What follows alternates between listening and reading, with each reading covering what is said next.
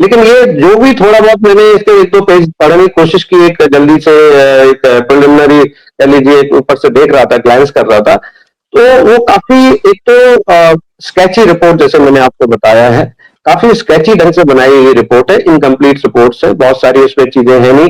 जैसे सबसे पहले आप किसी को बॉडी को लाते हैं पोस्टमार्टम के लिए, सबसे पहली चीज होती है कि पहली बात तो कोई चीजें मैंडेटरी होती है। नंबर वन कि उसके साथ पुलिस आनी चाहिए, पुलिस जो लाती है और जो उसको लेके आती है उसका पूरा डिटेल रहता है। और इसके अलावा फिर जो बॉडी है उसकी आइडेंटिफिकेशन उस पर नोट होनी चाहिए कि आखिर हमने ये बॉडी आइडेंटिफाई कैसी की।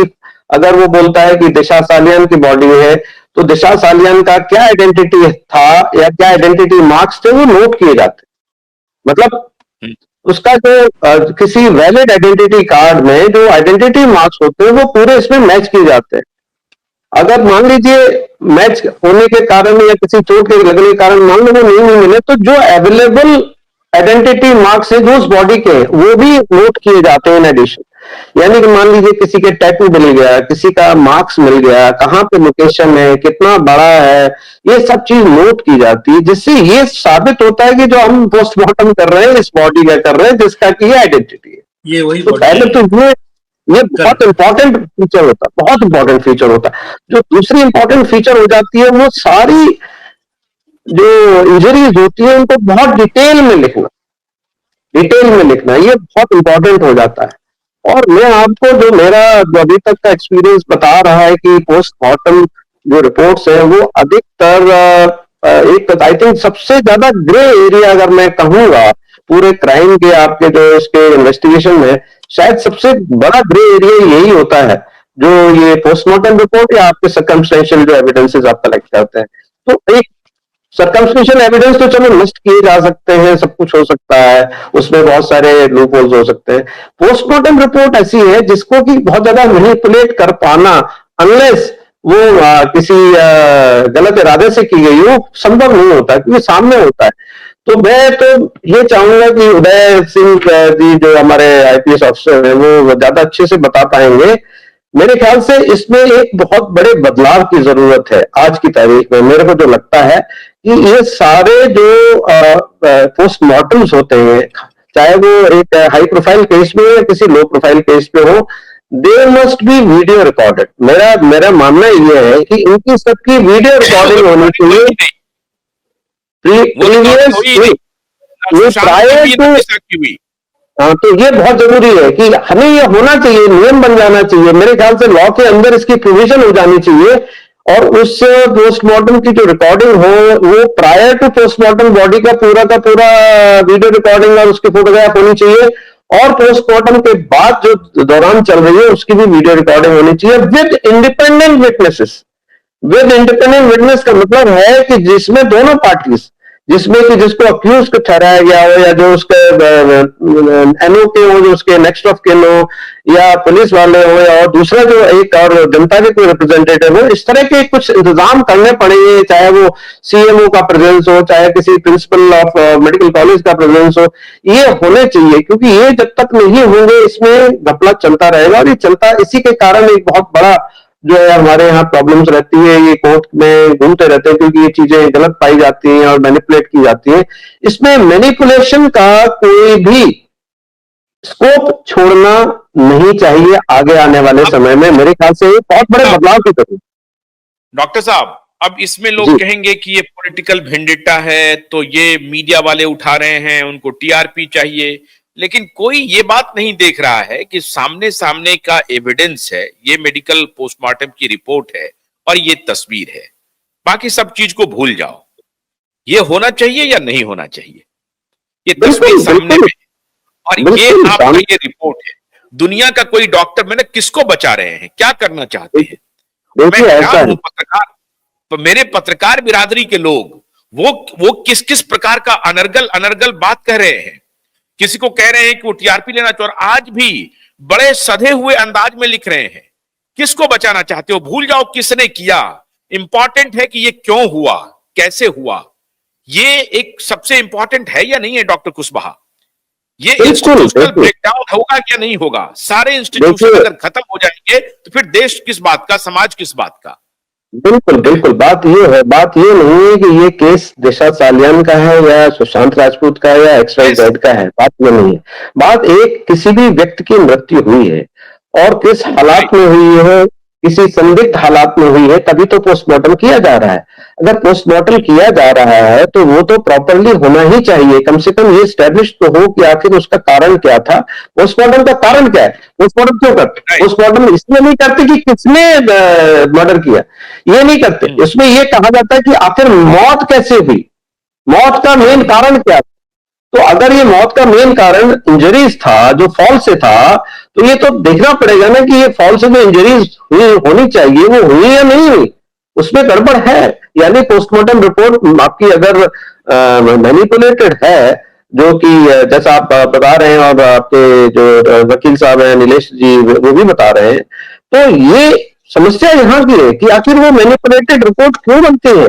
आखिर ये जो डॉक्टर साहब है वो किस कारण से ऐसा कर रहे हैं। तो ये एक बहुत बड़ा मुद्दा है जिसके लिए मैं सजेस्ट कर रहा हूं कि आई थिंक एक आपको पोस्टमार्टम के ऊपर एक बहुत बड़ी ओवरहॉलिंग या कह लीजिए बहुत बड़े अमेंडमेंट्स की जरूरत होगी, जिसमें कि पोस्टमार्टम ऐसे हो जाए जिसमें कि कोई स्कोप ही ना बचे कि मैनिपुलेट किए जा सके इन फ्यूचर।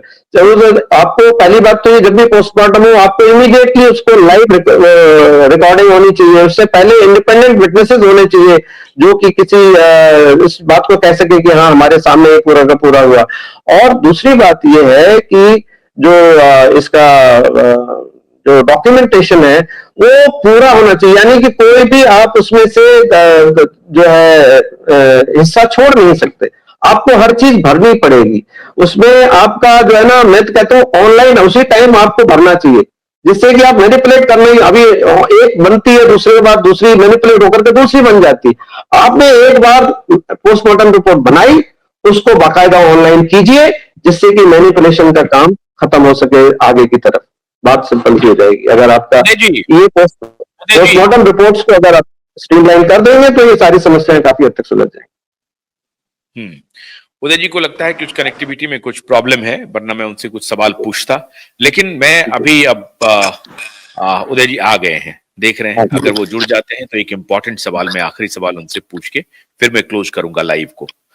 ये लाइव सेशन मैंने उदय जी आपको आवाज आ रही है? हाँ बिल्कुल आ रही है। आ रही है। उदय जी मैं आपसे एक बस आखिरी सवाल ये पूछना चाहता हूं कि इसमें जो पुलिस की जो भूमिका है, मुंबई पुलिस की, क्या आपको लगता नहीं है कि इस केस को कंप्लीटली रीओपन होना चाहिए, दिशा और सुशांत को, और ये सर्जरी की अब आवश्यकता है? मुंबई पुलिस की साख एक प्रकार से इस केस के बाद ऐसा लगता है, सारे पुलिस की नहीं, अभी बहुत सारे ईमानदार पुलिस ऑफिसर है जिन्होंने हमें इस केस में काफी मदद की है, लेकिन कुछ लोगों की वजह से जो उनकी साख पर बट्टा लगा है, क्या उन लोगों के खिलाफ सर्जरी होना चाहिए? मेरे ख्याल से आशुतोष जी आपने इस बात को की तरफ पहले भी इशारा किया है, जिससे मैं पूर्ण रूप से सहमत हूं कि मॉडर्न इंडिया के कुछ बहुत ही लैंडमार्क केसेस हैं। आरुषि तलवार केस आपको याद होगा।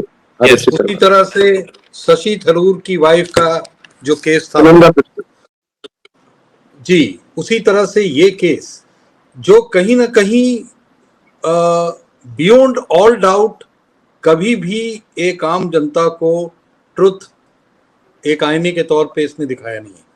और ये आप लोग जैसे सोशली कॉन्सेंस ड्रिवन लोग हैं, आप हैं, नीलेश जी हैं, और आपके तमाम जो वॉरियर्स हैं, उन्होंने 3 साल 2.5 साल से लगातार, लोग आपको पागल भी कहते होंगे, कई बार आपको क्रेजी कहते होंगे, लेकिन आपने इसको छोड़ा नहीं।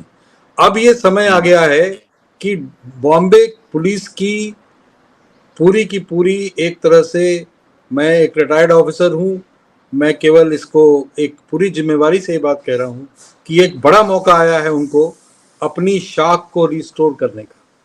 और ये शाख को रिस्टोर करने का एक ही तरीका है कि इसमें एफआईआर दर्ज हो।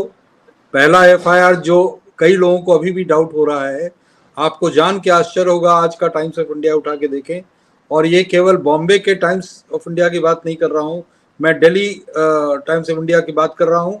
दिल्ली में भी जो उसका एक सप्लीमेंट आता है नोएडा टाइम्स, उसकी बात कर रहा हूँ। और नोएडा टाइम्स की most of the stories are bot, मतलब आप पैसे दीजिए स्टोरी छपाइए। ये कोई सीक्रेट चीज नहीं है, ये उनकी पॉलिसी है कि दिल्ली टाइम्स या जो सप्लीमेंट में स्टोरी, उस पे रिया चक्रवर्ती ने काफी बड़ी स्टोरी कराई है front page of Noida times में। जब नोएडा टाइम्स में होगा, मैं इसलिए इसका जिक्र कर रहा हूँ, तो टाइम्स ऑफ इंडिया के जितने एडिशन हैं इंडिया में, उस सब में वो स्टोरी आई होगी।